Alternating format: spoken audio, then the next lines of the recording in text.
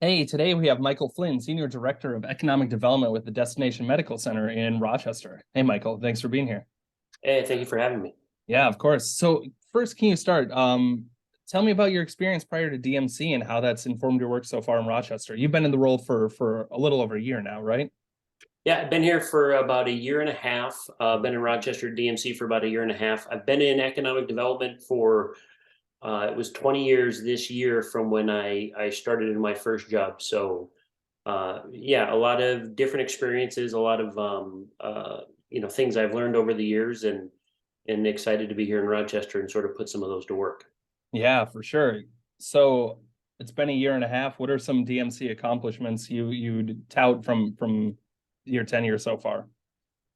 Well, I mean, I think the DMC has, prior to me, a tremendous number of accomplishments. I got brought in to do a very specific thing. So maybe to take a step back, the DMC sort of at its core was really intended to do two things. The first is to deploy these public funds to build infrastructure and assets and to build the things in the community that need to be built to allow us both to maintain and capture the growth that's inside the market, but also to start to attract growth from outside of the market. And I got brought in about a year and a half ago to sort of really build programming, build strategy, and build a plan and a team around that second objective. So for 7, 8 years, the DMC has been working with the city and with other partners to build these assets in the community. And I think the belief was it was time to really start putting together a program to roll that out, to build awareness around what those assets are, to build awareness around what the value proposition in Rochester is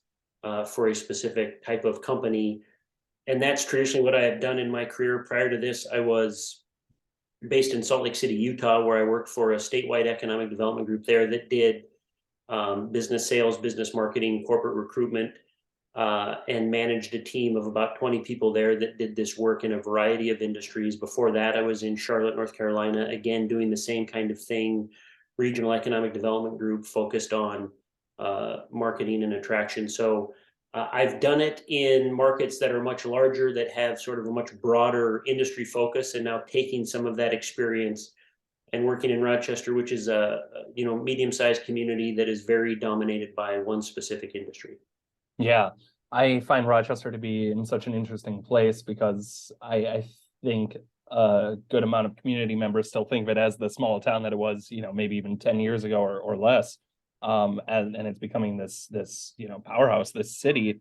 What development trends have you seen during your time there?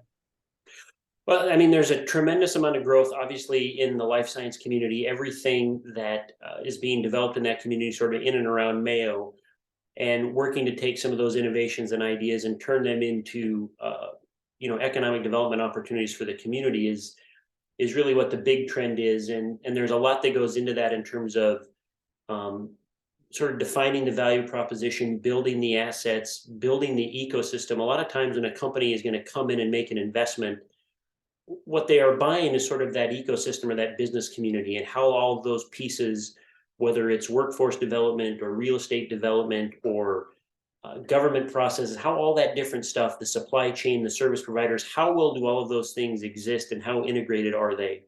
And one of the roles for economic development that economic development can play is to sort of act as a facilitator or an accelerator of a lot of that ecosystem activity. So when it comes to economic development and the things I'm trying to do, we sort of bucket them into three areas. The first is that ecosystem piece. How do we get all those parts to really work well, and sort of create a synergy where the sum is greater than the individual pieces? The second is, how do we continue? DMC, as I mentioned, at its core is an infrastructure building entity. How do we continue to build the right types of infrastructure that help accelerate all of that ecosystem activity? And then really what I've been working on a lot, you talked about accomplishments. I think, sort of defining what the short-term objectives should be around building awareness, building brand. We've done some research and we've discovered that people generally know Mayo Clinic. It's a very well-known brand. Sort of the thing we were told over and over again is if you get really sick or if a loved one gets really sick, Mayo Clinic might be the very first thing that pops into your mind. But what we also know that doesn't necessarily happen as well is if you're a life science technology company, if you're a rock star biotech CEO, and you are trying to figure out where to deploy some capital or where to build a facility or where to put a team, when you're making that siting location decision, traditionally you think of one of the same 4 or 5 or 6 places. You think of the San Franciscos and the Bostons and San Diegos, and maybe you think of Research Triangle Park, or you might think of New York or New Jersey. But you don't necessarily think of Rochester, Minnesota. You don't think of our community from a business perspective.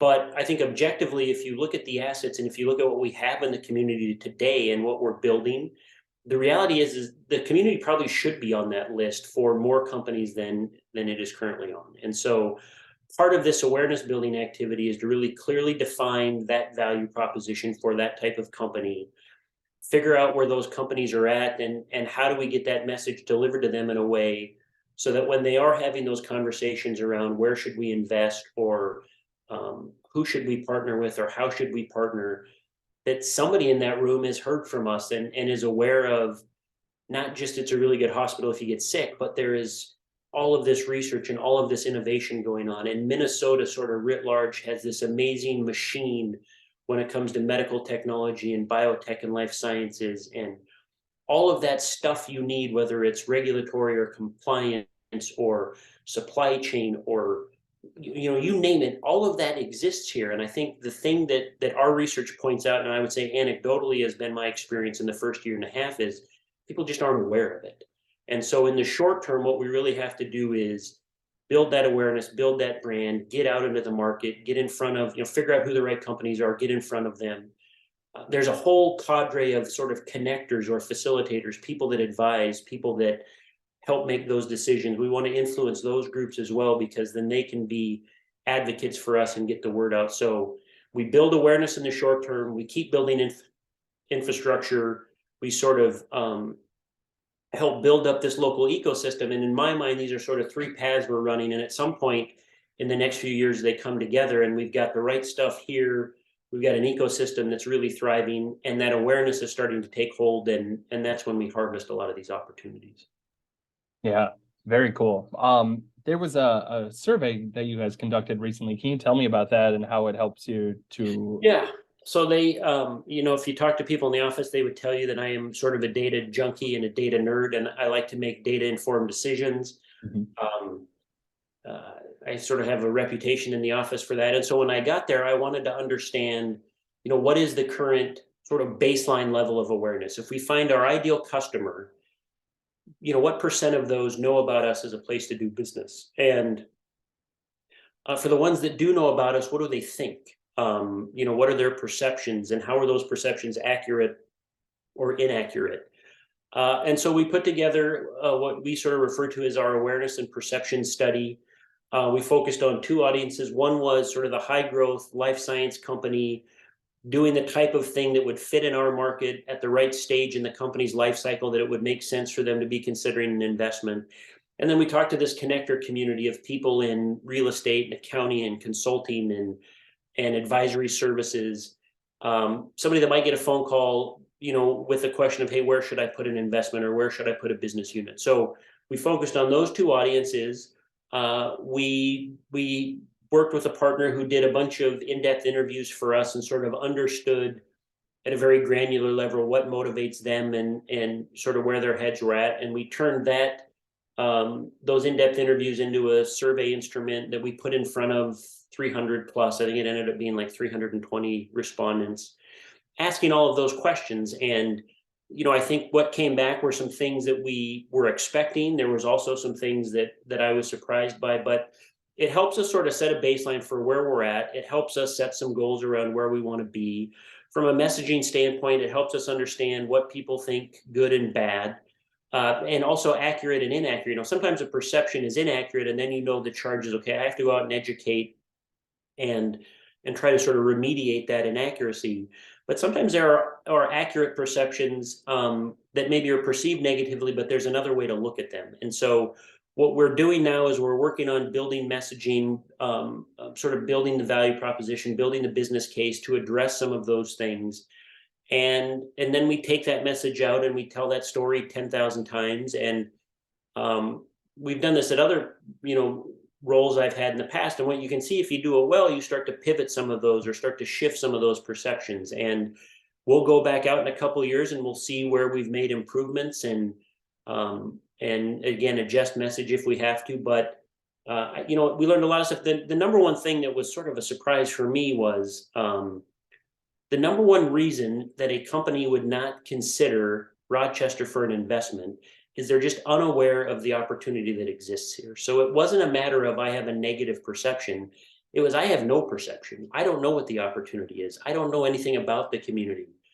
They all know Mayo Clinic and they know it's the best hospital in the world, but that sort of sits in their mind from a different spot of sort of the question of where should I put an investment or where should I do business. So good in that we're not trying to fix something that is a bad or a misperception, but a lot of work because, you know, as the customer groups I sort of defined a minute ago, that's a lot of people, that's a lot of companies, that's a lot of individuals. And so it requires from us a lot of just a lot of effort in order to sort of turn that cruise ship. And so that's kind of the process we're on now. We've identified our audiences. We know what they think. We're out in the market with as much frequency as we can put together.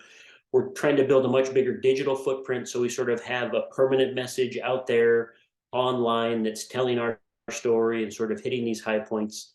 But my experience over 20 years is there's a lot of this that is relationship based, and you got to find the right customers and you got to get in front of them, and you got to start to sort of turn that tide. And that's what we're in sort of the beginning stages of. You asked about, you know, a big accomplishment is just understanding this better, having data to sort of back up what we need to be doing, where we need to be doing it.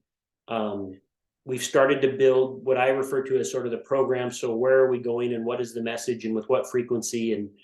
And we tackle that a bunch of different ways, but just defining the path forward when you start an economic development effort like this is oftentimes the biggest hurdle. And you know, it's asking a lot of questions, and it's sitting down and trying to put together a plan. And you know, we talk a lot internally about beta testing different things. So how do we approach these different markets and how do we get in front of them? And so we've tried a lot of different stuff, figured out a lot of things that work really well. And so now it becomes an effort to sort of scale that activity and get in front of more people, try to build a bigger coalition. How do we leverage relationships at the governor's, you know, the Department of Employment and Economic Development? How do we leverage relationships up in Minneapolis, whether it's greater MSP or some of the other economic development groups? You know, competition for us is not there.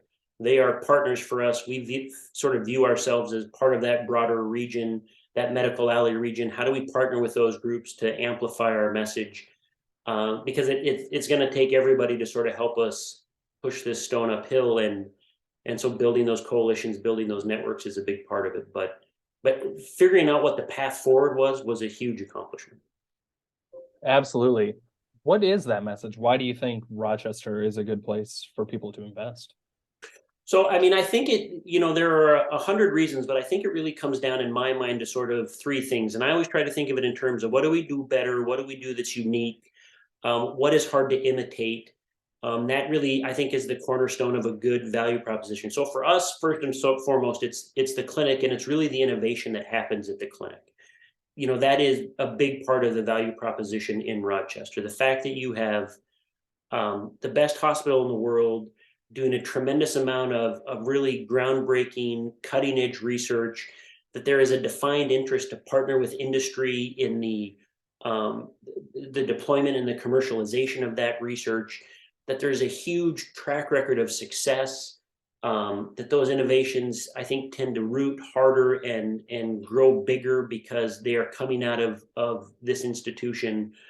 All of the facility and infrastructure that exists around that innovation and what we're able to do here is really, I think, the central theme of when we're talking to companies, the value proposition, and getting them to understand what that means in a really granular, specific way is where we always sort of start our message. And again, I think that's so powerful because there is not another Rochester, there is not another Mayo Clinic anywhere in the world. And so by definition, it is sort of unimitatable. And so that is sort of where we start.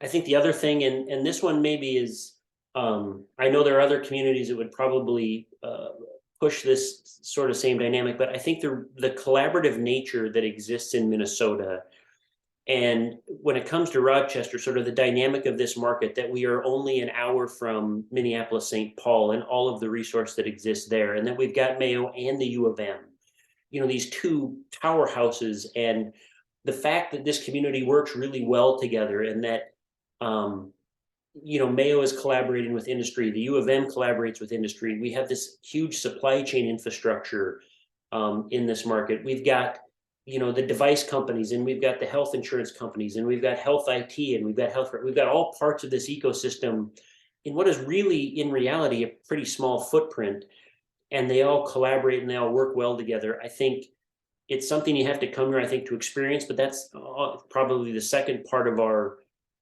pitch to these companies is highly collaborative and a track record of collaboration. And then the last thing, and this resonates a lot with me, given some other places I've worked, is the commitment to this effort in Rochester is there's not another entity like Destination Medical Center in a community like Rochester. It's 20 years.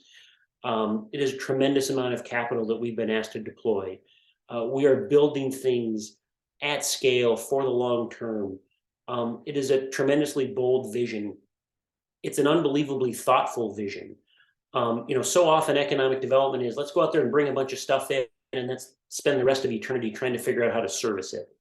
And you get overcommitted, and then you run into resource issues, and you run into utility issues, and you run into quality of life issues.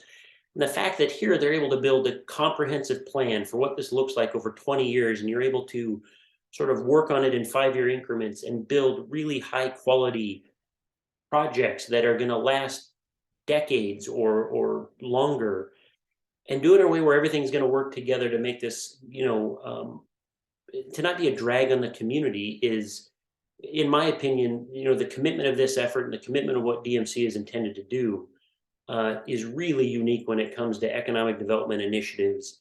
So it's scale, it's longevity, it's thoughtfulness. Again, you experience that if you come here and you sort of see what's being built in real time. So for us, the 3 drums we pound: innovation at the clinic, sort of collaboration that exists inside of this broader medical alley corridor, and the commitment in the state to this initiative, and the commitment that I think is represented by DMC, and just in terms of how it's structured, are 3 things that I think this community can be really proud of and stand on, because you don't find it in a lot of other places.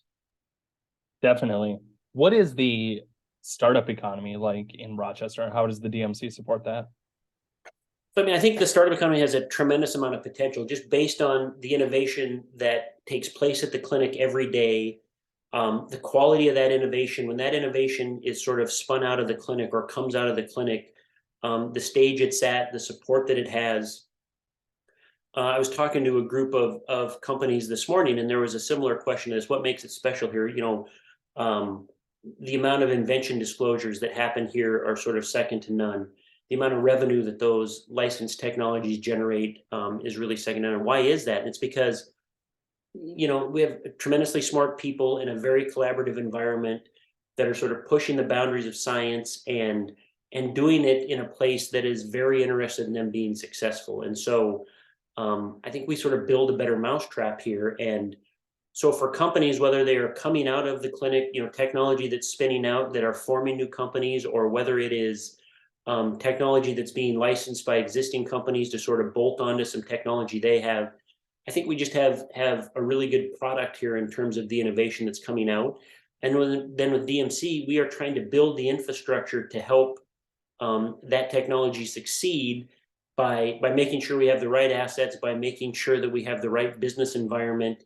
The DMC spends a lot of time connecting dots and trying to make things easier or more efficient. So I think, we maybe don't have it in mass right now. I think we're sort of at the front end of some of this process, but we, again, sort of the thoughtful approach, I think we are building a system here that will be tremendously successful. The clinic has spun out, really remarkable technology for decades. I think what DMC is trying to do now is build an environment where more of that can land and stick here, and we can sort of incubate that here and build those things here and see that success ultimately here.